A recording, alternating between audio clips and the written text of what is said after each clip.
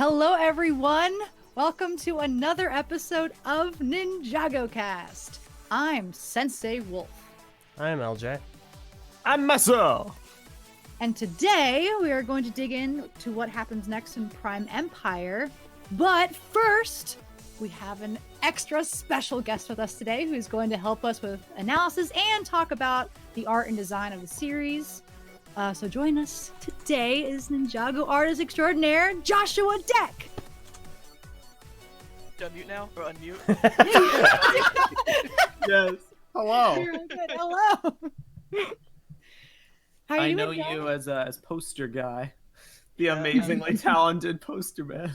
I'm Mhm. the ultimate poster guy. Yeah. Yes. Ultimate poster guy has amazing designs, amazing art, and we're so privileged to have you with us today. Yeah, it's really cool to be on. Yay! Honestly, Yeah. I've been wanting to do this since like last year, like August of. So it's really cool to be on like for the first time. Mm-hmm. Well, it's really cool to have you on. You're like our It's second great. guest ever for this show. Yeah. Yeah. So it's pretty nice. Mhm. It's been a long time since the last one too. It's been like years, so it's always fun to have new perspectives. And you're a cool dude. We actually met last year at Brick Fair, so it's fun times. Mm-hmm. Yeah. We all met at Brick Fair. The It good was old great. days Oh yeah. before yeah. the world went into disrepair. Yeah, it's weird to have real life fans. Like, yeah, I mean, I've known you guys for a while, so it was really like surreal going up and saying, "Hey, I'm the Ninjago artist," and everybody's like, "Oh, it's you!" It's So- you. Yep. It was like a celebrity moment for me. I've followed you for a while. I've loved your art. It's been like I've seen you on Tumblr and of course follow you back on Twitter and did all of a sudden meet you. I'm like, oh my gosh, it's you. Your art is amazing. So it was a special moment. So Yeah. All right. All right. Let's Well, start. what are we gonna talk about today? So today we have quite a few episodes, 2 more than usual for Prime Empire. And they're absolutely fantastic episodes. So to get rolling, LJ, would you like to start us off? I would love to. Nope, there we go. All right. There we go. For a second, my lovely streaming software had frozen. And it is actually frozen again. I see that. For a second. And One the second day. has There we returned. go. There we One go. day Okay, will it's work working. seamlessly. It's working. All right. Let's start off episode 7, The Glitch. So the episode starts off, and I can hear myself. Okay. Nope, still hear myself. All right, we're going to Goes the steamroll. echo this time. Normally it's you, but this time I think it's Josh. Oh, rip. All right. All right, so we'll just try and steamroll through. All right, so Ninja with Unagami. Whoops. What's his name? Okino. Yeah, thank you. Kino. Ninja with Okino, and they're getting through all the stuff, and they've come to the cliff of, I guess, the base of the Cliffs of Hysteria, and they see basically what amounts to the Marvelous Jan at a store, just kind of hanging out and trying to sell things. So the ninja debate what they want to buy to get up the cliffside. All of a sudden, the Red Visors show up. They make their determinations, and they start climbing up. Antics ensue. They make it to the top. Okino leaves them at the maze, he keeps going with them. They interrogate one of the Red Visors, and they go forth to the maze. And I think that's the end of the episode. Is that it? Brilliant Yeah. recap. Yeah. And actually I was incorrect. It was actually called the Cliffs of Hysteria, not the Glitch. The Glitch is the previous one. Bro! I was saying like the glitch is like Big that fan. sounds really familiar, and then I noticed in the chat I was like, we already talked about the glitch, and I was like, we did talk about the glitch. Nice. So- Sensei, you are. My B. I know that's a my B on that. But is yeah. that the whole episode? I don't know, because we watched it Yeah, like I knew that. 3 days ago, and now we're only talking about it today. So I skimmed the episodes before going on. Yeah. That's basically it. For Yeah. discussion's value, you should just do episode 8 as well to like conclude Yeah. Okino's story. okay, fair enough. So episode 8, The Maze of the Red Dragon, starts off and they're going through the maze. It was very cool to see Ninjago take cues from Journey to One, which many of us Bionicle fans are familiar with. Okino is worried about betraying everyone, and those fears are realized when Unagami comes down. He's like, hey, betray him. And he's like, no. And he's like, do it. Okay. So they make their way through the maze. They find the dragon. Dragon's asleep. That doesn't last very long. So they fight the dragon. And in one moment where the ninja are trying to figure out the dragon's weak spot, Unagami's like, hey, betray him. And Okino's like, no. And Unagami goes, do it. And Okino goes, psych. And helps the ninja. They defeat the dragon. They get the first Kitana. They go back, and Okino's like, I will go my own path. Follow my own unity, duty, and destiny. Because I am Fakama. It walks off in the end episode. I'm a terrible guide. Unagami was like, betray him. And Okino was like, okay, no. Yeah. No. Okay, no. These were some there's some very good episodes. Yeah. Well, I Josh, thoroughly enjoyed you those should start off. What did you think about these episodes? Okay, I just want to talk about the season. Yeah. The season is probably one of my favorite ones. Okay. I don't know, I love Unagami as a villain. Okay, so I think that the everybody's getting into, like, I guess Ninjago's starting to get into like the twist villain. So whenever they said that, like, oh, Milton Dyer's Unagami, I immediately thought was just, oh, they're gonna subvert expectations and he's not. But I actually have like my theories on who he. But yeah, Unagami is super intimidating. Like he controls everything. It's. Mm-hmm. And especially Control when we the first saw game. him, Control everything. when he first appeared in the Maze of the Red Dragon, when he just appears in the sky, it was just so menacing. I've never seen an Ninjago villain like that powerful in that moment. It was just crazy. He kind of gives me like. Everything. He kind of gives me like Overlord vibes, like Mhm. power wise. But I feel like he has a little bit more like character, I guess. Not, we don't really know his motivations. I guess he wants to get. I don't know. He gives off that kind of Overlord, ultra powerful kind of vibe. Yeah. And I love his coloring. Like it's so neon, but it's also menacing at the same time. And I like how he changes color whenever he gets.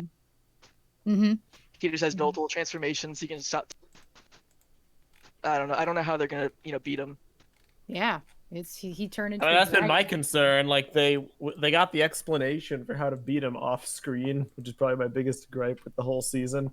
And throughout these episodes, gathering the Kitana, I'm just like, so in a world where this dude controls everything and is able to stop time, talk to NPCs, manipulate the surroundings, basically do whatever. Why exactly do you think that playing the game is going to somehow allow you to beat him in a game that he controls? Right. Maybe Yeah. I'm missing something. I have no clue how they're going to stop him. I actually haven't. So, but I kind of want to talk about it later after the last. So. Okay. Yeah. At this point, we know that Unagami wants. I think we learned from a Red Visor in the Cliffs of Hysteria that Unagami wants to create a portal or some way to get to reality, and he wants to bring NPCs with him, which was his thing to Okino. Is like, Okino, I will let you be real and let you be free, but these ninja are not gonna let you do that. Which is a very interesting, like a thought. Unagami wants to become real. That's his motivation, and apparently he needs the lives and the people who are playing the game to do it.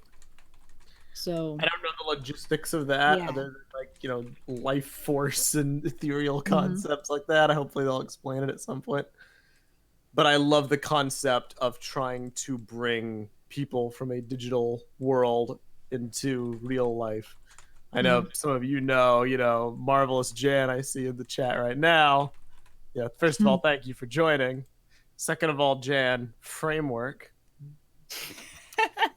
Like, this season's great. I like that angle. I like this angle of like I figure that when all's said and done, Unagami will probably be our most human villain, ironically enough, because I do believe they are going to go the angle of his only goal is wanting to be real and wanting to live and wanting to like, transcend his programming and become a real person. He And I just like doesn't how care about what happens past that. Yeah, I like how he holds that over Okino though. Like he because Okino just learned that he's part of a game, and then afterwards, Unagami says like, it tells him that he can, beat as long as he helps him and betrays the ninja. So it feels like a really uh realistic conflict for Okino. Yeah, he definitely had a very he turned from like a character who had a really good arc into a character that had a very like relatable and human arc, like more so than the other ninja, where like, oh my gosh, like he has such a complex decision to make. And I honestly was shocked that he even went for the ninja. I thought he was not going to help the ninja and help Unagami out, because that seemed like the better offer for him. But yeah, It was very refreshing that he didn't end up doing it. yeah. I was glad to not have a contrived betrayal. Yeah. And I really hope that he gets this out. At the same time, I don't think he will. Nah, I think he'll stay. I think he'll just explore. Okino's arc in general is very, very refreshing. A dude finding his inner strength through, almost an abandonment of his old purpose, wanting to find a new purpose. Like, wanting to be who he is, rather than like who he's been told he should be. It was very Thor-esque, finding your own way in the world. And I like that a lot. Yeah. And that was the bulk of that whole cluster of episodes. Like, it was all Okino's story, his perspective. Yeah. But I really liked it. There was a lot of good action, them climbing the cliffs, the rope. Cole almost fell again. Cole fell and they lampshaded it. Not It's the again. exact same way. It's like, oh, gotta play with my heart again, huh? But yeah, I mean, they were very solid and very self-contained. It finishes up the story. They get the katana. Now they basically just move on to an entirely different aesthetic, an entirely new area. Oh yeah. But I feel good. I love the design of the area. Is just so cool. The trees were just so pretty, and I loved how they just like the dimensional trees, and it's just so good. Oh, LJ, what did you think about the episodes? Yeah. They were really good episodes. Nothing about them was particular outside of Akino's story arc and some of the fight with the dragon. None of it was too particularly stand out to me. Like, I'm not gonna remember a whole lot of the episodes, but they were really good episodes. They were solid episodes, and I don't have a lot of negatives to say. Sweet. yeah. I actually was thinking like trying to figure out the difference between like an NPC and a player character. Go on. Because like Okino, I don't know, like if they can break their code like that, then like what makes them different from like a player character besides the fact that I guess they're kind of like subconsciously programmed to do certain things. Well, now you're getting into the age-old concept of like, how advanced can an AI become before it becomes real life? Right. This is common exploration in like maybe, sci-fi.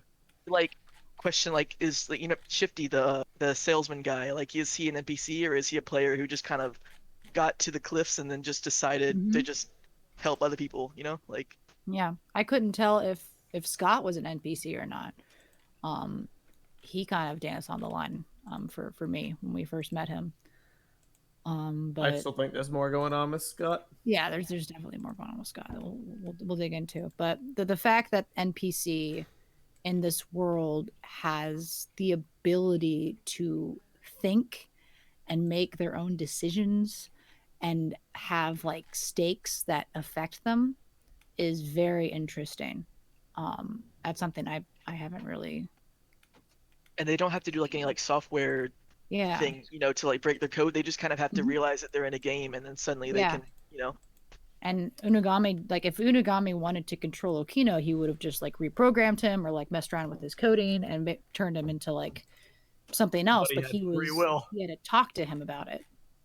So I find that very, very interesting. And we'll see that again with another character in the next 2 episodes. It's the kind of thing that I wish they would explore more, but like Mhm. those themes are probably a bit too big for Ninjago to tackle on any more than a surface Yeah. level point. So I doubt we'll get much more explanation Yeah. as to why they're Mhm. able to behave in that way. But it's an interesting thing to wonder about. We might go back to it when we figure out what Unagami's actual plan is, but they Maybe. might not go into that explanation. So, but yeah, it's just very interesting. It's nice. So, All right. all right. Let's tackle the next 2, and I'm very curious to see how you recap these, LJ. Yeah, I am too. Hang on though. I had a thought. Okay. Thought there was. I feel like this episode that we're about to talk about is a reference to. Nope, it's not. I thought that the title of this episode was a reference to Once Bitten, Twice Shy, but I was thinking of the episode The Royal Blacksmiths. So, completely unrelated. Don't mind me. Okay. Next episode is One Step Forward, Two Steps Back. And before I start this recap, I want to preface something. So we watched this episode, but I didn't really pay attention. So right now it's a very stressful time for Messel We were and I. otherwise embroiled in our Bionicle community happenings. So I've been trying to respond to people and kind of work things out with our contest thing that's going on, and this came at a really bad time. So I don't really remember this episode very well, and I didn't have an opportunity to rewatch it. I, however, did rewatch it. For what that's worth. Great. Well, the episode is, as I mentioned, one step forward, two steps back. Pixel, Zane, and Wu in the real world are going over to somebody's house. I think this is Milton Dyer's mother. Is that right? Yes. It is. I guessed. They go over to her house, and she's like, "Can I have my boy back? It's been... How are you alive? How am I alive? It's been so long." She messes with, like, a toy car or whatnot, and... Anyway, so they talk to her. Meanwhile, back in the Digiverse, the ninja are trying to get the next Kitana, and they're going into a competition, a dance competition, because that's never happened before. And they dress up in some of their avatars, but it's more of a half and half deal because... I'm actually not sure. But okay, half and half. They enter the dance competition. People are getting tossed left and right. They're getting combo breakers and points for combos, and Neon J are just wiping the floor with everyone because of course they are. And then these other people are trying to, like, sabotage everyone. Antics are ensuing, but in the end, Jay and Nia win. And that's the end of the episode. And Cole did the triple tiger session. I literally, if he did, I did not see it. I literally don't remember him doing that. This was a great season or not a great season, but a great episode for Cole because we got to see him nerd out a little bit over dance techniques and stuff. So that was really nice. But I just yeah. like this one because it connects to the short, Mhm. and it builds that focus on Jay and Nia as like a team. This season is very literally just Skybound 2 in a lot of ways, and this is one of those ways, reinforcing the Jay and Nia dynamic above all others. Oh, yeah. And it was fully, the reference, obviously, to the Triple Tiger session. It was great. The fact that there were battles taking place intermittently, like on the dance floor with crazy choreography. Nia like dancing to dodge red visor blasts. It was great. It was just a well-produced hype episode. Yeah. Josh, what'd you think? Yeah, I liked it. Yeah, I like how Cole, as soon as he like realizes that dancing isn't like as nerdy as he thinks it is, he suddenly starts getting really into it again. He's been hiding that forever until Jay suddenly starts doing it, and then he just suddenly is interested. That's a really good point. That's such a good point. Oh. One thing that kind of bugged me, it's just kind of like whenever they over-explain stuff, like whenever basically says like, "Oh no, Milton Dyer's mother has to know that Milton Dyer is a dangerous criminal, also known as Unagami," like that kind of thing. It's like he's not really saying he's saying it to Pixel who and Wu who like already know. So Yeah. it's only for the audience. But Yeah. yeah, Yeah, I mean they are. it was a good. They're Sorry. stuffing it down our throats that Milton Dyer is Unagami, which Which means it's not. means not. But now it's like we're starting to think that what if he is? Like, what if they're stuffing it down our throats to make us think that he's not? But then the twist is that he actually is. But that's like double.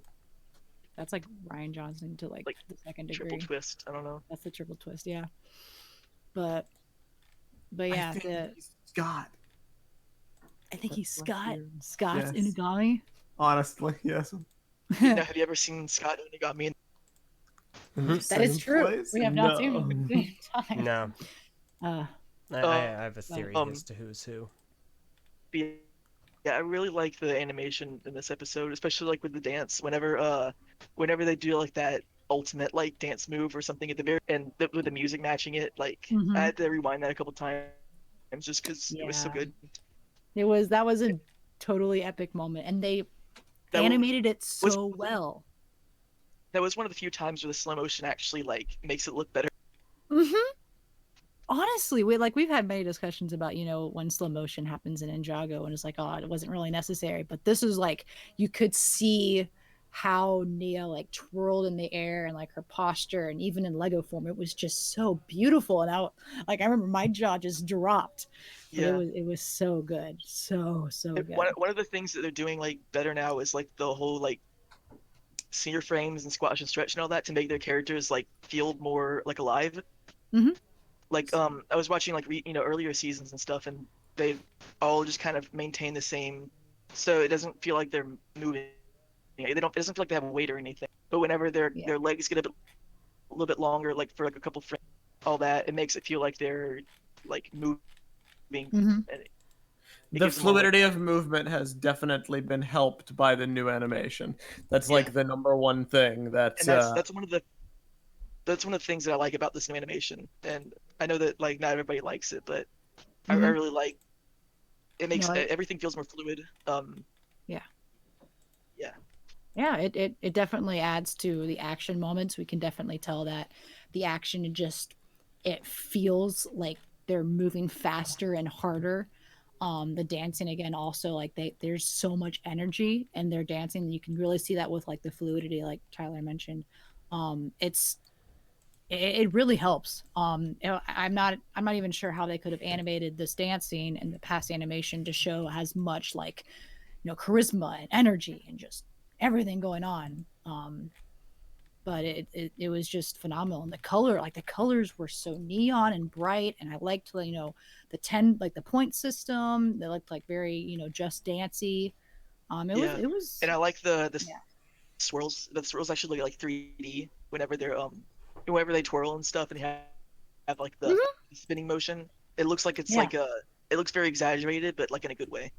It's like, what is it, like see-through spinjitzu? I think it's like, I think it was like a very like spinning, just regular spinning, regular spinning. But the point right up to where you get spinjitzu. But yeah, I really think this animation style like it's perfectly together. Like it I guess like last season 11 it just kind of felt a bit but with this it just like they fit perfectly together with like the neon and like all the different colors. Yeah, I completely agree. All right.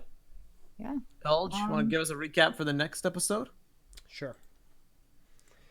Okay, so next episode. Next episode is Racer 7. So the ninja are hanging out with Scott, trying to figure out what the next move is, and Scott is telling them about the race, which was the canceled Lego movie that we never got to see, the billion brick race. So Scott says, hey, we got all these vehicles. You want to, fix them up? And the ninja are like, yeah, let's fix them up. Meanwhile, Lloyd goes to try and investigate the racetrack and see what he can find, and that's where we get Mohawk Lloyd, and I threw up. So he's checking out the race, and he notices that Racer 7 consistently fails at, I think, milepost 4. It was.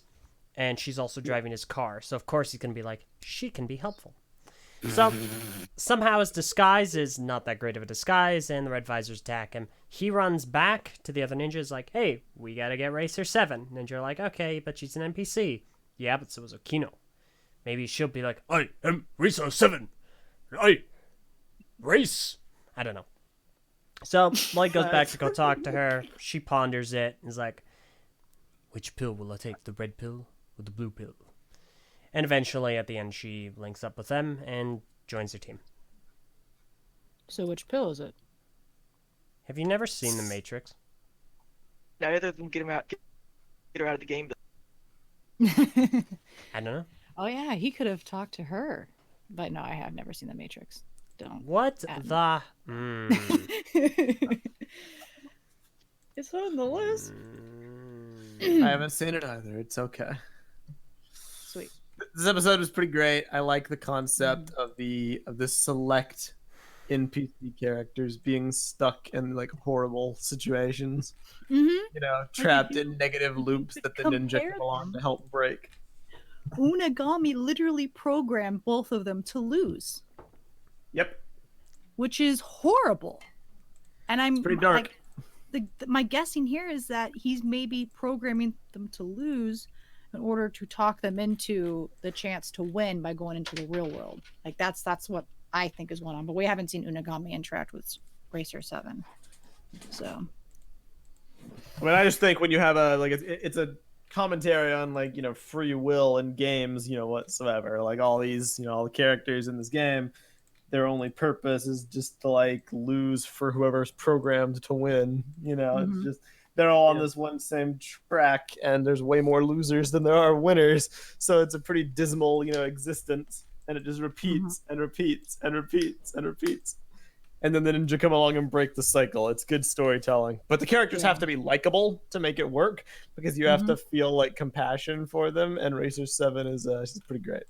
I liked her. Yeah. I like the montage at the end, where she just goes over how many times she's lost. Mm-hmm. At the exact same part. Yeah. That was a good moment with them, the seatbelt clicking and then crashing, then clicking, then crashing, then clicking and crashing. Like that was really good. Also along with the music too. Mm-hmm. Very true. Absolutely. There's a lot of that this season. I don't know. It was a setup episode for the race. Lloyd's avatar, not big. We sort of knew that from the beginning, that his avatar was very outlandish, didn't really match him, and it was just I don't like it. Well, maybe in the show it will look better, and I guess I'm a little disheartened by how briefly his avatar and Kai's, which we'll get into, were featured.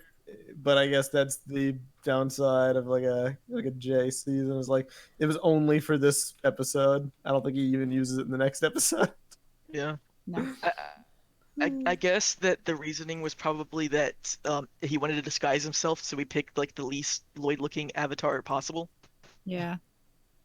But Yeah. he's still get recognized, so it doesn't really. They just took one look at him. It was like, it's him. It's the eyebrows. He's wearing green. Get him. Yeah, he's wearing. Yeah, come on, Lloyd. Gotta be better than that. But yeah, Kai's looks pretty good.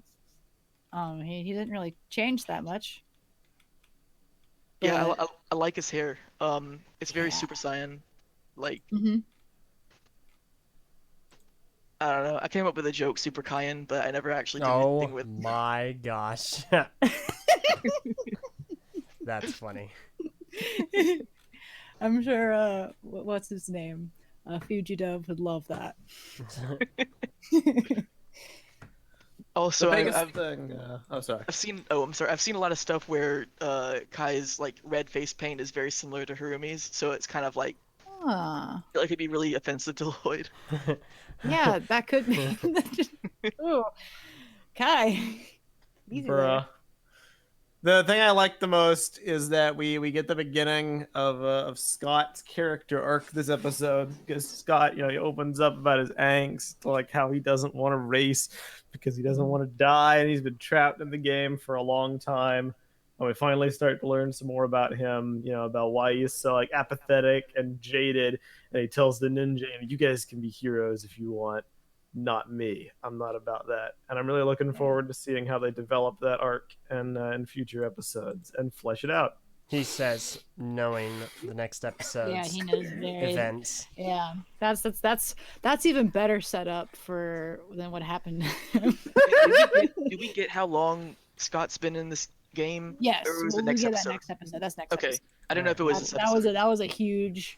I remember hearing that and was like, oh, but Yeah, they took time this episode to very clearly establish his attitudes, and nothing happens to make them change. So remember that for the next episode. All right. oh, Well, let's just go in the next one then. yeah, let's go ahead. Okay. Next episode, The Speedway 5 Billion, otherwise known as The Billion Brick Race by Warner Brothers.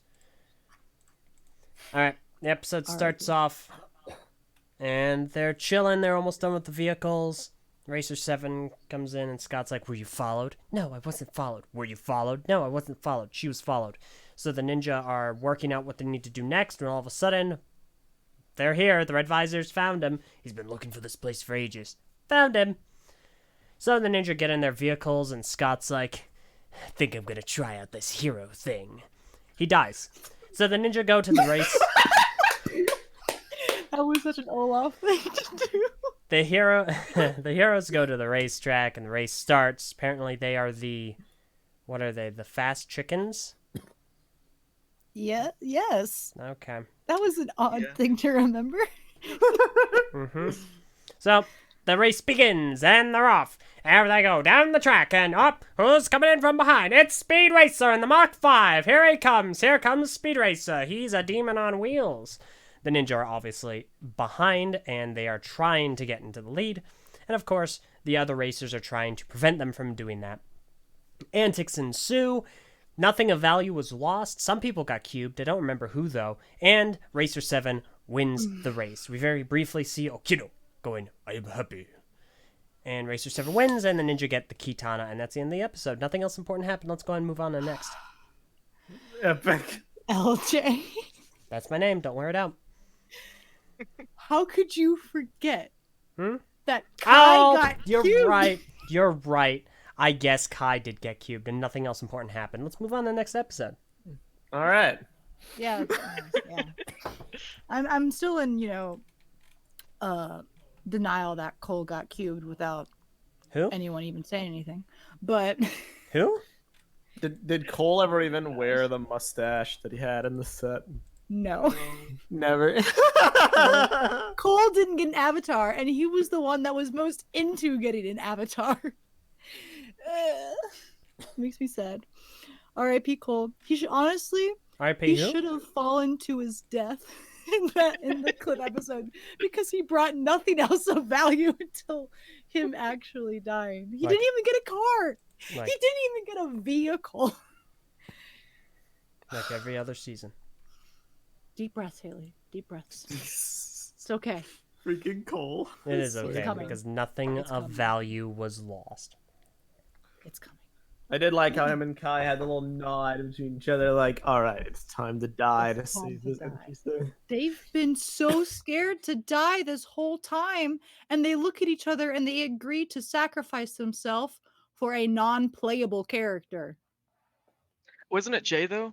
I thought Jay was the one who was, Yeah, Jay was in Surrounded. trouble. Yeah, but yeah, because he said "Good luck, Jay," and then they, killed themselves. So they sacrificed for Jay. That's such a funny thing to Good luck, Jay. Good luck, Jay. Commit suicide. I mean, listen, this is just setting up for Jay being the next leader, his rightful place on the Oh throne. my gosh. I mean, yeah. Oh yeah, look, Sakota posted Cole's vehicle. Wait, It's did- so Oh, amazing. yeah. Did you guys Cole forget gets- about this? Yes. Dude, come on. It's not even Cole's vehicle. That's a freaking rat vehicle that he stole. Yeah. Leave it to Cole to be unoriginal. He needs to take things because he doesn't have them for himself, like a character. To be fair, there have been a lot of vehicles that Ninja have stole throughout the years. That is true. But okay, yeah, fair enough. It was an action-packed episode. The version that was out in English was unfortunately low quality, so I look forward to rewatching it in the future with the beautiful, environments, because boy, they were really good looking. The whole setup for the race and the track was just filled with like vibrant colors and creative like pathways. It was really good. I've always liked Ninjago races. So the part where Racer 7 it zooms in on her face as she realizes that she's going up on the like if you pause it, it looks almost like comparable to like a Lego movie. Really? I don't know, just to me, like the lighting and like you can kind of see like tiny imperfections and stuff like that. It felt, I don't know if it was just like the kind of bad quality I saw it on, but they just took a shot from the billion brick race, and they just said, okay, let's make an episode in Ninjago about it. Yeah. But yeah, I think I know which part you're talking about, because it was like frozen on her face, and we could see kind of like it rushing past her based off of the lighting on her face. Yeah. I remember being like a really, really cool moment. Once I see it in high def, it will probably pop more. But yeah, her just the action, like her when she decided that she was gonna actually win the race, because apparently she hadn't been wanting to do that for like ever. Her like moves were really good, like darting behind the rat's vehicle, and then like keeping her cool, and then darting the other way, and pulling a Cruz Ramirez from Cars 3 with her on the side of her, the two wheels up in the air like that. It was such a cool moment. And I was like, yes, I was rooting for her. That's what you gotta do. If you're gonna make you care about these characters, they have to be like relatable. They have to be empathetic, and they're doing a good job. Oh yeah. But I think we should talk about Scott, because That's not my only least did favorite he part. die, not only did he die, we got a little information about him. So how many years has he been in Prime Empire? 30 years. 30 years. 30 years. That was a bomb. He just all of a sudden dropped that he's just been in the game for 30 years, and that was pretty crazy. So of course, all the theories are spinning around. The one thing that I connected to was the picture frame that Milton Dyer's mom picked up, and she said, she was like, "Oh, what's his name? Oh, I can't remember it."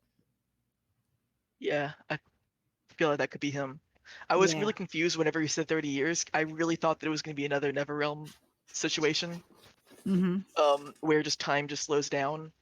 So like anything that happens in Ninjago just doesn't make any sense time wise. But then I realized that the game was created. So it could he's been in like from the very beginning, and then the game like hasn't been active. Yeah.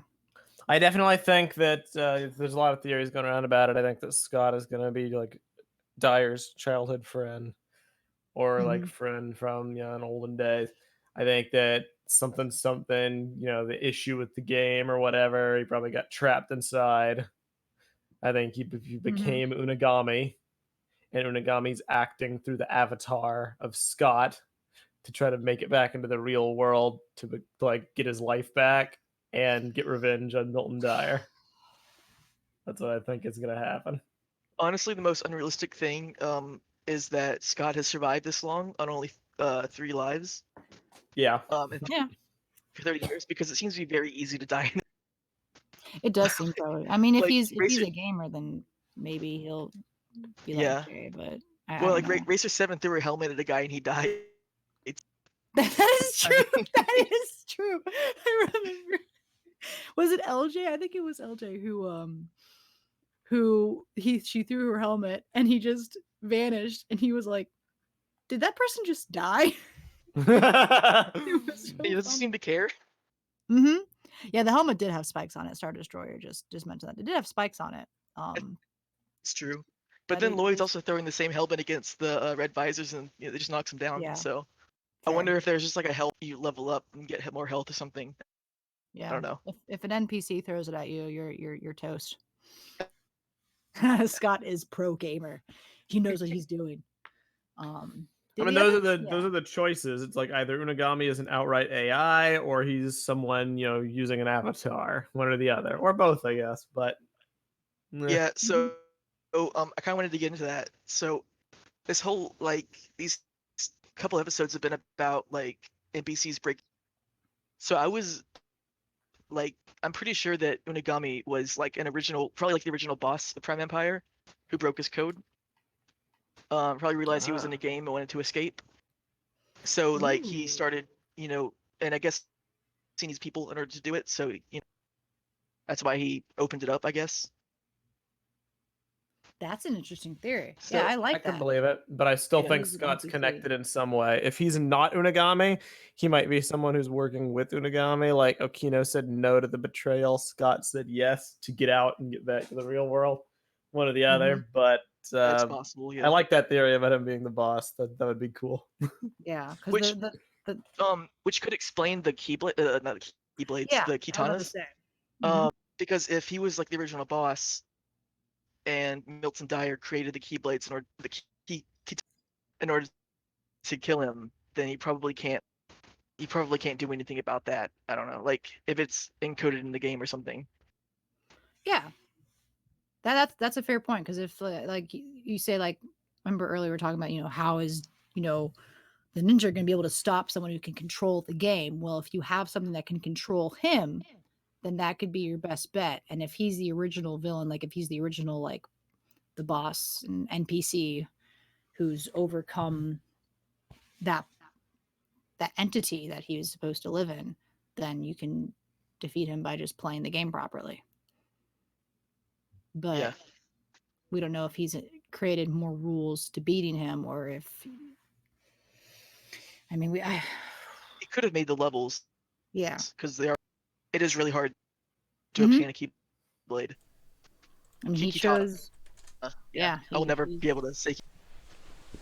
Yeah, that's a great. Yeah, that'd be really cool. So if Milton Dyer is an Unagami, which I think is pretty obvious, unless they're going to do a triple surprise on us, and Unagami is just an NPC, then where's Milton Dyer? I guess that's the other big question. It's a good question. I guess we haven't met him yet, unless Yeah. Milton Dyer ends up being maybe Scott is Milton Dyer, who's just been hiding out. But if I mean, I think he's gonna be.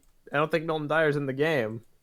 I think that's gonna be Zane and Pixel's side story. We've seen from the trailer, trailer kind of spoiled a little bit that they have this old dude tagging along at some point. It's I think mean they're gonna Wu? go find Milton Dyer. Woo? I mean, to be No. honest, if I guess if he's not out in the real world, then there's really nothing that they. Yeah. So, I guess story-wise, it makes sense. Mhm. And if Scott really is the best friend, then I'm sure Milton Dyer feels a whole bunch of regret that his best friend is stuck in the game. And all the ninja are just bagging on him, thinking he's the villain. Mm. But all right. I mean, one final comment, I suppose, before we do the episode 12. The reason why I want there to be more to Scott is because if it's played straight and that was it, I mean, we might see him again, but if that was it for his character arc, that was horrible. The reason why I lampshaded it earlier about how quickly he flipped is because that was some of the quickest pacing for a character to go through an arc ever. I don't want to help. I'm not a hero. I'm on my last life. I don't want to die. Actually, maybe I'll try some of that hero thing. Beat Unagami, dies, and nothing happens in between to cause the change. Mm-hmm. So I don't accept that that's it to be played straight. There must be more later on. I'm sure we'll see him again. I think we'll get more into him. Otherwise, it's bad. Yeah. The only thing I can say to that is that maybe he saw was oh, this is actually the closest chance that the ninja have to actually getting a katana. Like, he's never seen anyone get this close before. So like, yeah, I should probably try some of this hero stuff because since you're doing all too. But we had no The setup only for thing that. that happened in between those two speeches was Racer 7 came to say hi. Yeah, That Racer all 7 was like, yeah, I'll do it. She wasn't say I'm gonna win. She was just like, yeah, I'll try. helped. I'll I definitely. actually thought of something. So has nobody won the race yet? No one has ever won the race. No. Okay, like nobody ever came in first. Nobody ever finished it. Like, Nope. huh? Which is weird. I think the rats probably should have won because when we watched them race, like they wiped out Racer 7 and then the race just ended. Yeah. So maybe the rats just have like a stash of katana somewhere. That'd be Yeah. funny. Because I know the rats are Freaking definitely rats. on Unagame's side, so they don't want Racer 7 to get the Well, like Keyblade. I wonder if there are infinite number of keyblades, but you like there's only 3 of each type, I guess, and you have to have all 3. So maybe like Hmm. a ton of people have Yeah. the yellow the katana. That was but like nobody's ever done nobody's ever won Terra Kurana. Is that what it was? Yeah. With Yeah. Okino? Yeah, nobody's ever won that, so I guess just you have to have all 3, and nobody's ever gotten all 3 yet. That gives me like oh my gosh, what's the name? Ready Player One vibes. Yeah. Maybe. I mean, that's world building that the season hasn't really given us. So yeah, I'll just leave it there. Wish we could get more of that world building for Prime Empire. That would be nice. Would be very nice. All right. LJ, give us the recap for the last episode. Okay. Last episode, Stop, Drop, and Side Scroll. Episode starts off, the ninja are going to their next challenge for the next katana.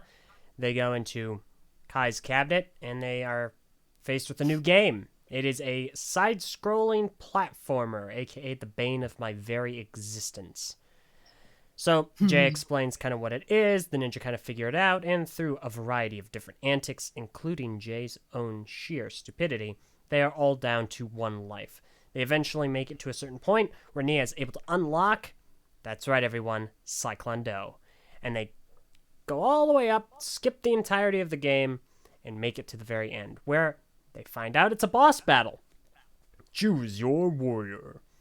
So, of course, Lloyd goes in because we're setting up for Skybound Part 2. And the person he fights is Harumi. Of course it is. What results is one of the best Ninjago fights I think many of us have seen in a while, if ever. And they have this really, of course, intentional, is it really you, Harumi? It's not. Lloyd eventually figures that out, which is good. And the battle ends in both of them dying. And we're here, ladies and gentlemen, Skybound Part 2! They get the katana, and Jay and Nia go forth to recreate the best season in Ninjago. The end. This episode's my favorite so far. Yes. Personally speaking, there have been some really good episodes. The Okino standalone, was really good. Bunch of the episodes have been really good, but this is my favorite. This is the one that's most taken advantage of the game premise. Yeah. So many outright references, so many creative scenarios, epic music, how they would zoom out to show like the screen and then actually like playing in like 2D, direct homages, freaking Fortnite dances, Mario enemies, Mario-esque sound effects, loot boxes, air jitsu. Mm-hmm. And then The we fact got that air jitsu came back in a game. I think this gives me the ability to do air jitsu. You remembered what it was called? I yelled out so loud, and then she mispronounces Cyclone Do, and I'm like, shut up, Nia. I don't want to hear you. But she got to grab Jay's hand. It was really cool. It was like you said, Skybound Part 2. But This is and then we just got Skybound Part 2. I'm not complaining. But we also got the fighter game sort of simulation with Lloyd and Harumi, the way that they framed that. And all of a sudden I want a Ninjago fighting game. So I don't know who will do that, but can we get one of those? Because this looks really cool. Yeah, I loved this episode so much. It was so good. Oh yeah. And then it culminated. It just kept getting better and better. And then it culminated in, and I'm gonna say this bold opinion, best fight of the whole show. I've I don't think rewatched there's this ever been fight a scene 100 times. Mm-hmm. I don't think there's ever been a fight as easily good as this. I could. think it beats like Wu versus the Ninja from season 11, which It was my beats Mr. current like E runner up. versus Zane. Yup. It Lloyd and beats Harumi. Lloyd and Harumi Part 1. It beats Lloyd versus Garmadon and like in the prison, and that one involved elemental abilities, and that one was just like beautiful. But this Yeah. one was just, I've never seen Ninjago utilize like the framing they did in a fight like this. Like it was just so in your face. There was so much action, and like Josh, we were saying earlier, the whole stretching of the swords and their limbs when they're fighting just adds so Yeah. much energy. And the camera work too, where like Mm-hmm. it focuses on the sword and then it follows the sword. You know, just Mm-hmm. That's that my one favorite part. shot. The one where like I think it was Lloyd or ducked to the side while the sword like Mhm. goes towards the camera, and then it spins. I got chills when that happened. Yeah. Oh. So, and then culminating in the ending where they both like Mhm. kill each other, and Lloyd Yeah. gets cubed. It's great. And the part whenever like Lloyd is trying to figure out if it's the real Harumi, and then he asks her like what they did when they first Mhm. met. Mm-hmm. It's like we all know exactly what he's trying to do, and I know a lot of fans have been begging them to bring back Harumi, like please bring back Harumi, like she may still be alive. And I mean, of course she's not alive anymore. She stayed on top of the building when it fell down. But this was the best way they could have integrated Harumi back into the show while staying true to her character, staying true to Lloyd's character, and having her have the best fight moves ever. So kudos to them. That was perfect. Yeah. Yep. I think Dakota asks in the chat, how did the game know about Harumi at all? Well, I presume this game has some sort of like brain mapping, technology. Like these, it's not like they're living inside this game. Presumably their bodies are still stashed in the arcade cabinet, maybe, That's or maybe horrifying. they're Yeah. teleported away. We don't really know the science yet, Mhm. but regardless, I don't think it's a stretch. Yeah, I'm sure it would have picked opponent for each of them that would have probably messed with their head the most. Like Jay probably would have gotten Nauticon just to scare him. Yeah. Nia would have. I don't even know who Nia would have gotten. The permanent. Nauticon. I don't know. They both probably would Dakota have does gotten raise a Nauticon. counterpoint. If it has brain mapping, how does it not know about their date? And I would Yeah. say that's a good question. Well, My also only explanation would be superficial. Something. It only goes so deep. But Right. that's a flimsy explanation. So I yeah, don't it also knew about Garmadon and Aspira, and it knew about clutch powers too. If you like play there's like one frame before it switches to Aspira where it's clutch powers. Interesting. Yeah. Clutch Powers is a villain? Huh. Could you imagine? Where is Clutch Powers? Is he okay? Last we saw him, he met Nauticon, so You met very Nauticon. beginning. Skybound. That would be terrifying if Jay and Nia beat Prime Empire and then they go out to the real world and Nauticon is just there. No, I was thinking that Oh. Unagami succeeds and like gets out into the real world, and Jay like Nauticon's there, and Jay has to like wish it all away again. Oh my gosh. Jay, I mean, we wanted another season for you, man, but we didn't want you to suffer this much. I mean, This is what we get. all the ninjas disappeared, just like Sky. Almost in the same order. Yeah. I mean, the Kai was the first one to go, but I mean, Zane didn't really enter the game, so was it Lloyd? Yeah, they pretty much went in the same order. But I'm sure if we don't get a line next episode with Nia saying something to Jay or Jay saying something to Nia about, wow, this this feels familiar or something like that. It'd be kind of sad. Yeah. But yeah, I mean, it's perfect setup. I think I know who's going to continue on. I don't think both of them are going to make it to Unagami. It's pretty obvious who's going to As much as I probably would love for it take to the be bucket. Nia, Jay's on the Yeah. box, so Jay Jay's season. gotta do it, which is going to be horrible for him to have Nia die again. Yep. But Yeah. it's what's going to happen.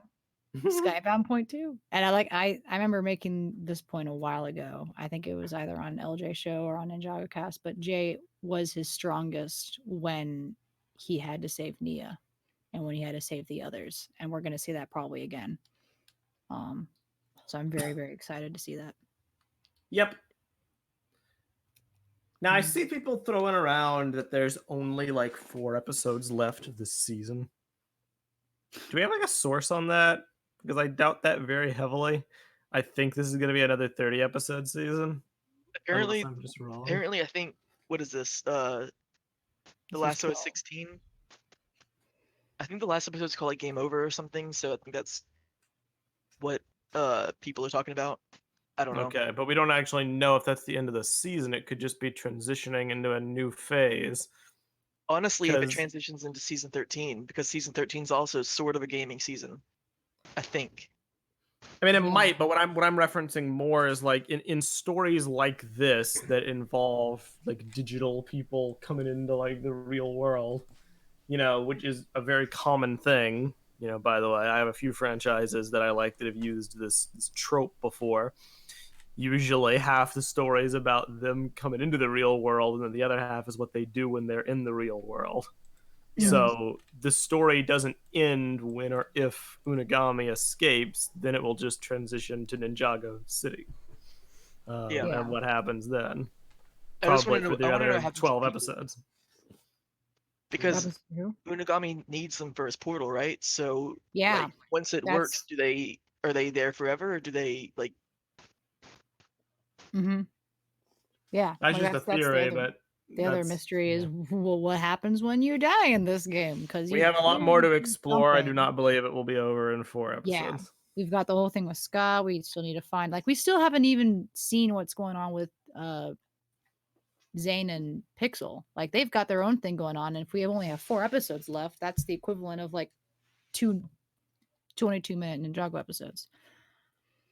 So, so I'm confident that it will stretch out to the 30 episode mark, but we'll see if that's right or not. I don't know. Yeah, maybe it won't, but if that's true, then poor Jay. And know what it's like to lose.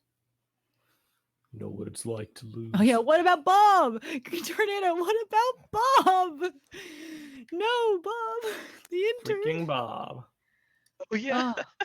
Bob, I forgot you were talking about for a second. I'm sure he's used to it. Oh my goodness.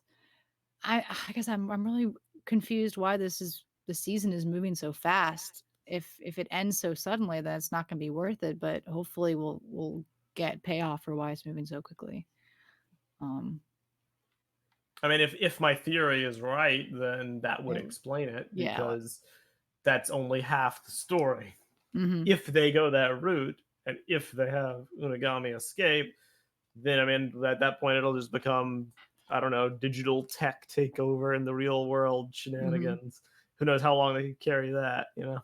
But we'll see. They might not do it. Will Unagami have the same power if he goes into the real world? He's just a normal guy. Yeah. Yeah, maybe.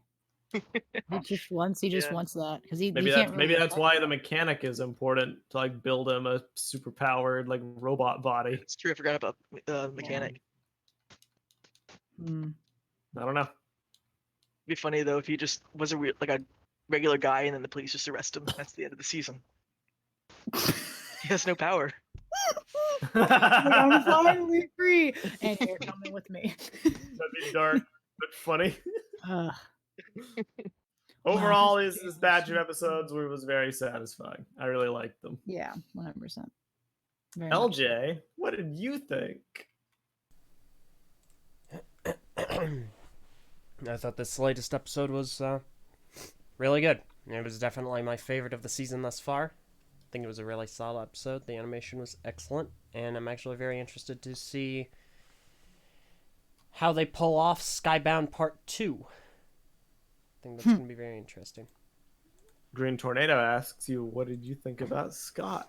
I agree that his development was really, really fast. It was way too fast, and it kind of gave me flashbacks to Kai in that one episode of, I guess it was the last season. Mm-hmm. He's like, I'm not going to help you guys. Kid just happens to appear. You're my favorite. I'm going to help you guys now. It's like that. So it was too fast. It was too rushed. But yeah, maybe I think there's it could be a redemption. redeemed if he appears again. Yeah. Sure enough. maybe depends on his role. Yeah. But yeah, I forgot about something. Whenever that fight scene came out, I went back and rewatched season 1, the fight scene between Kai and Garmadon. Gosh. I just wanted to compare, like, the the choreography is improved so much. Oh yeah, 100%. That's a beautiful way to compare.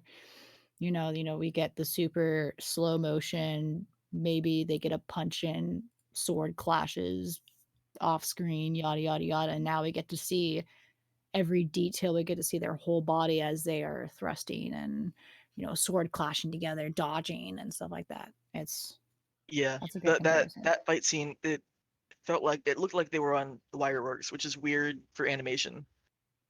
But yeah, it's so cool to see it, like, after all this time, see it improve so much. Yeah. Oh yeah, Ninjago has grown so has gone so far and everything. So, like, there's just the coloring. Like I said, the color of Prime Empire just continues to like shock me, and it's great. It's really, really great. This season, it's been kind of like schizophrenic so far. Like, it jumps around a lot, and some of the pacing has been pretty whack. But the one thing that I really think it does better than any other season is sheer variety, both in terms of the landmarks and like the things that they're doing. Like, yeah, it's all gaming, but like Okino's plot was entirely separate to Racer 7's plot, despite being very similar in terms of structure. The environments were so vastly different. It's like they belonged in 2 separate seasons. Mhm. So I'm never getting bored by being in Prime Empire because they're constantly throwing new stuff, especially this latest episode, like the gaming world. And Yeah, I like the how platformer. I like how Prime Empire has like every single genre of game in it. It's like an Yeah. open world game. It's got like a Dance Revolution part in it. It's got like a Racing, kind of RPG, like dungeon fight the boss kind of level. racing, It's got platforming. got a racing, platforming, Mortal Kombat, Mhm. basically. Yeah, they've got everything except for, I say except Shooters. First-person Like I said, shooter. first person shooter. Yeah. Although I guess Scott did that. Yeah. True. Yep. That is very true. But yeah, Yeah. that's about it, I think, for the episodes. Yeah. That's about it for the. Josh, I have questions for you. Yeah, I've got questions for you too. Yeah. Who's your favorite character? Answer now. You're on the. I like Zane just because he has like the best story arcs. But I also I actually really like Cole, just because I relate to him the most. Just because he's like a straight introvert. Like, Mm-hmm. I don't know. Bruh. Yeah. Those are my 2 answers. All right. Yeah. What's your question? Like you mentioned earlier, Josh, when he didn't really want to talk about dancing until Jay actually was into it and he was really good, and all of a sudden, like, he just spills dance knowledge.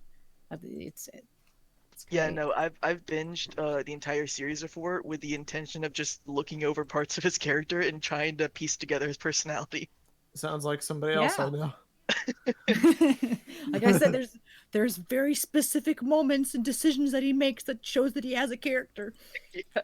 No, the reasoning was because I watched so many episodes of you guys saying that Cole has no personality that I was just like, I'll one day. I'll do it myself.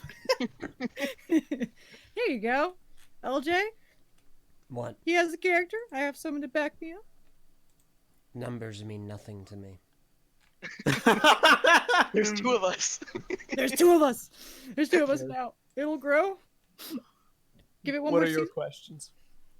Well, my first question was, how did you get into Ninjago in the first place? I've been a big fan of Lego since a kid, and I think whenever it came out, I was also really into like samurai and ninja and all that kind of stuff. So it was kind of Mhm. perfect for me. I didn't actually know there was a show until I think season 2, I think. Okay. And whenever I watched it, I was just kind of like, I didn't really like animation at the time, so I was just like, "Ugh, this is animation. I don't like this." I didn't actually get into the show until about, I want to say Possession, and then I went back and rewatched the whole thing, and I loved it. So, and I've been keeping up with it since. Yeah. But I Awesome. got I got most of the pilot sets. I didn't get that many Rise of the Snake sets, but afterwards I started collecting them a lot. All right. All right. Do you have a Yeah. favorite season? Sons of Garmadon. Cool. Cool. Respect. That's a good one. That's Uh, easily up there for. I didn't even hopefully realize that the show got canceled until like recently. Nice. Yeah, season 2. That was sad times, especially when Yeah. Chima came along and we're like, "What? Where did Ninjago go?" And you replaced it with this, but Yeah, no, I didn't Hey. even know that Chima was supposed to replace Ninjago, so I was just like, oh, Chima, that's all right, that's pretty cool. Mhm. And everybody hates it. I'm like, why are you guys hating on it? It's okay, it's fine. Yeah, Sakota, that rebooted poster. I remember watching the trailer for it rebooted, and it was like I was silently hopping up and down in the chair because I wasn't supposed to be watching the trailer, but it was great. But yeah, awesome. Do you have any more questions, Tyler? Because I still got some more. Ask some more. All right. Well, Joshua, you're an artist. You're very well known in the community for your amazing art.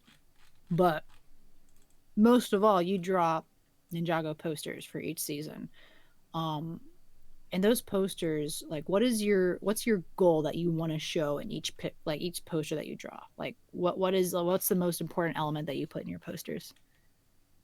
So what I do is whenever the sets come out, I look at all the minifigures and I kind of decide what I want it to be like, kind of like a rough draft before I even watch the season. And then Okay. as the season comes out and I see more characters, I kind of add them to it. I guess I just sort of it's hard to explain. Like for example, for the Skybound poster, I Mm-hmm. really wanted like I didn't want to have um I guess my process was I didn't want to have all the ninja there because like I wanted to add like the B team. So I added them and I didn't have anywhere to put the rest of the ninja. And I remember that they were in like the sword. So I made the sword like front Mm-hmm. and center so that they could be there. And then it sort of all worked out in the end where I had like the design of the sword kind of fits into the poster like shaping. Okay. Um but yeah, it's kind of just I try to put every character Mm-hmm. I can into it. I remember for the season 11 poster, I had an idea for it, like what I wanted to do before the season even came out. But then as it came out, I had to add more characters like Fugitive and Nelson and Antonia and Mm-hmm. Sorla because they didn't have minifigures. So I had to watch the season, and afterwards I was just like, all right, I can fit these guys here. I can fit, I kind of have to move stuff around. But I always come up with Mm-hmm. like try to come up with compositions for each poster, and then it slightly changes depending on any new characters. Like All for right. this one, for the Prime Empire poster, uh, I might just end up redoing it completely because my original plan was that the picture that's up right now, that was going to be like it was going to have one side was going to be their ninja suits, and the other side was going to be their. But since only three of them have that, it kind of doesn't make sense. Okay. Um, so I might just completely redo it. And I didn't know who Okino was, so I didn't know if he was a good guy or a bad guy. I didn't know I didn't even know the Racer 7 was going to be in it. So Yeah, we don't now I have a have to add her. minifigure for Racer 7, don't we? No, we don't. We also I don't do have not one believe for we do. No one for Okino a lot either. of them. No, We have Okino one we for have Okino. one. We Yeah. have one for Okino. Hmm. Which set was that in? Gamers Market, which is the Yeah, it only seems set I about right. have Yeah. so We've got far. Harumi one. I think we were wondering how Harumi was going to fit in it based off of her minifigure being in that set, but now I know why. I'm Honestly, glad it's... Yeah. um, Hmm? I thought that the mechanic and Ultraviolet were gonna be in the game, and the mechanic was gonna be Tsushimi, and Ultraviolet was gonna be Harumi. Hmm. That would be But cool. that But didn't happen. I'm kind of didn't... glad that it didn't happen because I kind of What happened instead? Yeah. All yeah. right. All right.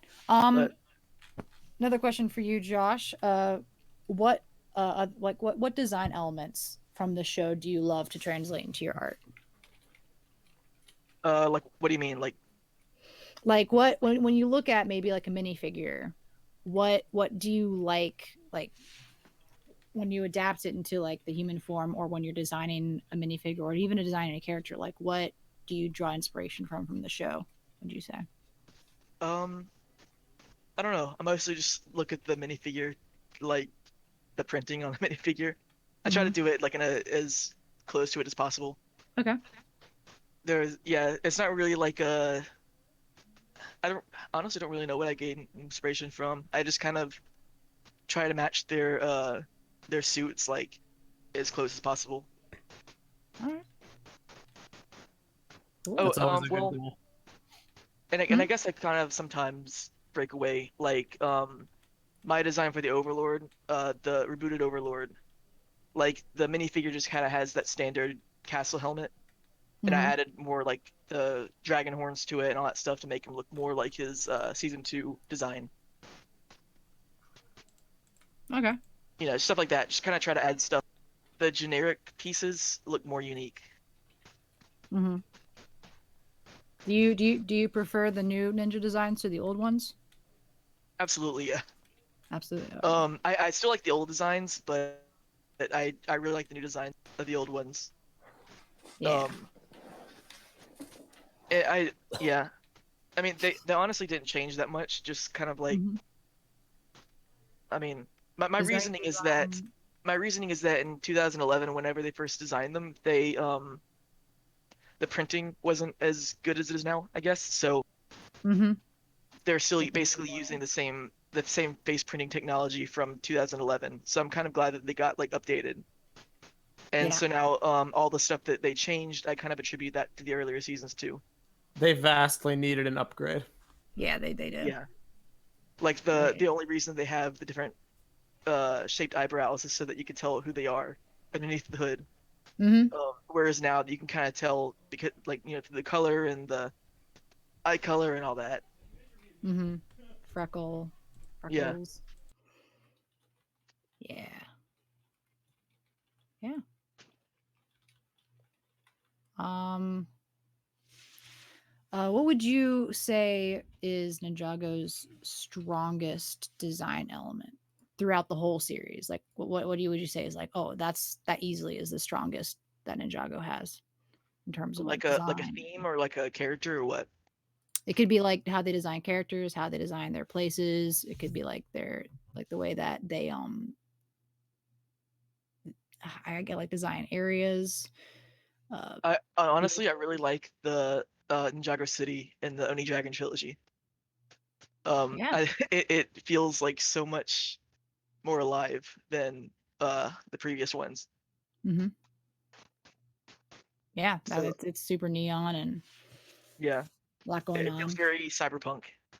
Yeah, yeah. Especially when it starts breaking down and hunted. Yeah, but So I think I like the locations. I also think they do a very good job with like character design and stuff. mhm. Some of the suits I don't really care for, but most of them I do. What's your favorite like suit that they've done so far? In terms of design, I think the Hands of Time suit, which is kind of ironic because that's my least favorite season. But A I mad like the culture. leather armor on it. Yeah. It's really fun to draw, but I'm really starting to come around to like the season 11 suits. They're starting to be like their default Yeah. suits that they've been. They kind of remind me of like the what was it? I guess like I'm trying to think of a comparison, but I can't think of any. I was gonna say the pilot, the very first suits, but Mhm. just because they changed it to later in season, like they started out in season 1 with the over.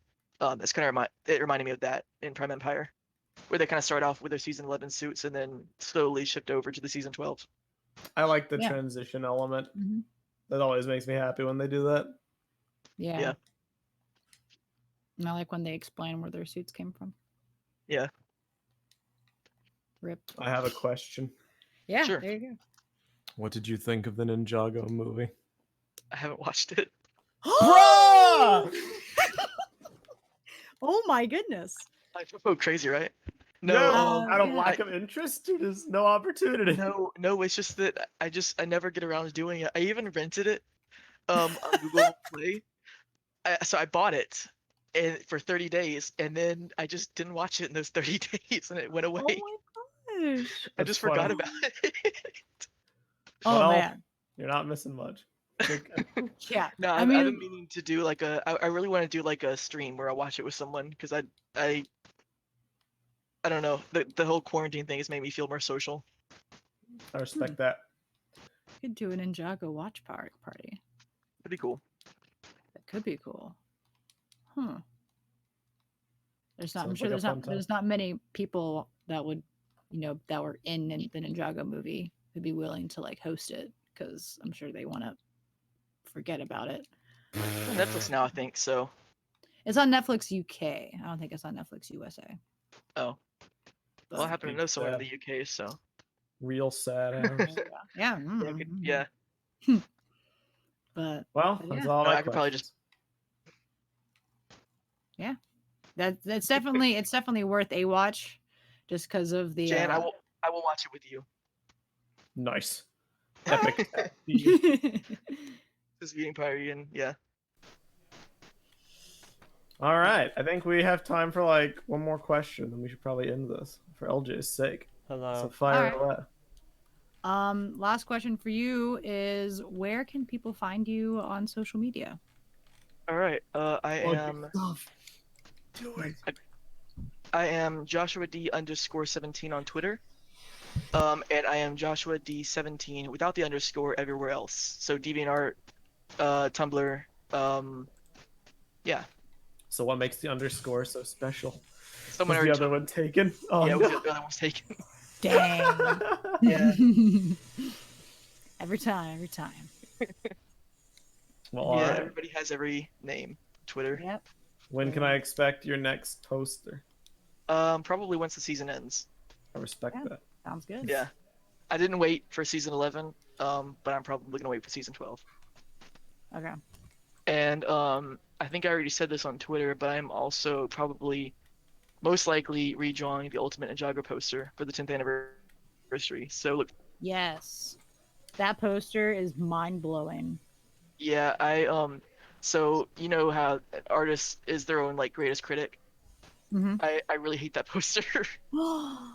and I want to change. That's like my sole reason why I want to update it because I don't like Update it. Dang. I can't wait to see a poster with every Ninjago character ever. Oh yeah, it's gonna be updated like all the way up because I think the last season I did on the old one was Sons of Garmadon. Dang. And that poster No. does have every single character. And trust me, does. I've checked. It even has Salil, who's non-canon. So Yeah. Bruh. I have spent many a look over that episode. Like, does it have this character? Does it have this Mhm. character? Oh, there he is. There she it is. even has Fenwick and Nobu who appeared in like one episode. Mm-hmm. That's It's crazy. It's crazy. awesome. Man, I'm so excited to see that fully updated. That Makes thing is me happy. awesome. It's Yeah. so awesome. I'm trying to do it in like a painting style, Ooh. but I have to practice. My latest picture firstborn. I posted on Twitter. Yeah. that one's I kind of want to do it. okay. Yeah. So, yeah, just imagine that, but all of them. And I really hope to be done by January. That was wild. Yeah. My It's gosh, gonna that's be. so I guess you could wild. say it's gonna be a marvelous January. Heyo. Hey, that was good. That was good. I can't Oh wait. yeah. I guess Chima is canon, so I have to include all of Chima. No, you're right. It should be in like the bottom corner. Shima. Oh, and there's so many realms, and oh my goodness. Woo. No. Yeah. Wow, Ninjago's grown so much since like even since Sons of Garmadon, it's grown so much. Yeah. So It's good hard to luck believe to that you. Sons of Garmadon 4 seasons ago. My gosh, really? Yeah. I still remember everybody was talking about the design changes and how they hated them. Ah, Yeah. yes. I made a video about that, all right. The classic design hatred. Oh yeah. Oh yeah. Well, everyone who's listening, go support this guy. He is awesome. His art is amazing. Do you sell stuff still? I do. Yeah. I still sell the posters, so if you want to hit me up on Twitter, then Yeah. I'm there you down for go. that. Yeah. He has amazing posters that I'm considering buying for myself for my birthday. So just to hang them up in my room. They're so good. So, but yeah. Yeah. The Hageman brothers have all of them too, Yeah, except all of them up to 100. That's awesome. So I'm really proud of that. That's awesome. That's really cool. Man. Well, congratulations. Well, Joshua, it was a pleasure having you on with us today. Yeah, it was great to be on. Oh yeah, it was so much fun. Hopefully we'll get you back on soon for some more fun stuff. Yeah, I'm totally down to be on again. Talk about more art stuff. Yeah, absolutely. Maybe at a time when LJ doesn't have work. Yeah. Yeah, That'd be we can cool. Talk more. Well, I mean, We can have maybe an art in all episode of fairness, Ninjago. most of the questions you asked him, I already knew because he was on my show. Oh yeah, that's Stop true. plagiarizing Yeah. me, Haley. Yeah, I didn't even talk about the Legoverse or anything, which I talked about on LJ's channel. Yeah, Epic. absolutely. Plagiarist. All right. Sorry, Well, I got to host somehow. All right. that's a wrap. Yeah, that's a Farewell. wrap. So thanks for joining us, everyone, today for Ninjagocast. Don't forget to subscribe for more Lego content, Bionicle content, because Bionicle's kind of exploding right now. The And game. oh yeah, and a different type of game. And follow us on Twitter at the TTV channel so you can get notified for the next episode of Ninjagocast. And you can check out the TTV message board at board.ttvchannel.com for some, Ninjago related discussions, Bionicle discussions, other fun stuff that's going on over there. We have a special Discord server for Patreons that receive fun benefits such as podcast pre-shows, comments shown on the episode itself, and there's a Minecraft server now that includes Madanui, Voyanui, and a few other fun bonuses. So if you pay like $1 a month, you get all that fun stuff, and you can do that at www.patreon.com/the TTV And I don't know, should we mention the contest or no? If anybody cares, Bionicle Cannon contests are starting on June 1st. So there's a topic where you can view all the people we're going to be doing and start building. Yeah. LJ, Yeah. you sound tired. Yeah, I am. I don't blame you. My right eye has been bloodshot for like 3 days. Ooh, I'm very tired. that doesn't sound healthy. No, it's not. So, All right. Farewell, Yeah. everybody. Yeah, well, I want to thank you again, Joshua, for joining us. This was awesome. Yeah, thank you for letting me on. Yeah, absolutely. We'll get you back on soon. Well, until then, I am Sensei Wolf. I'm LJ. And I'm Meso. And I'm Joshua. There you go. You did it. And I hope you all have a very ninja day. Very ninja night. Very ninja night for those who are on the East Coast. I'm gonna have a very long ninja night. All right. Sure. Have an Okino night or something. Okino Been day. okay, no. An Okino night. That day, it's pretty Kino. Okino.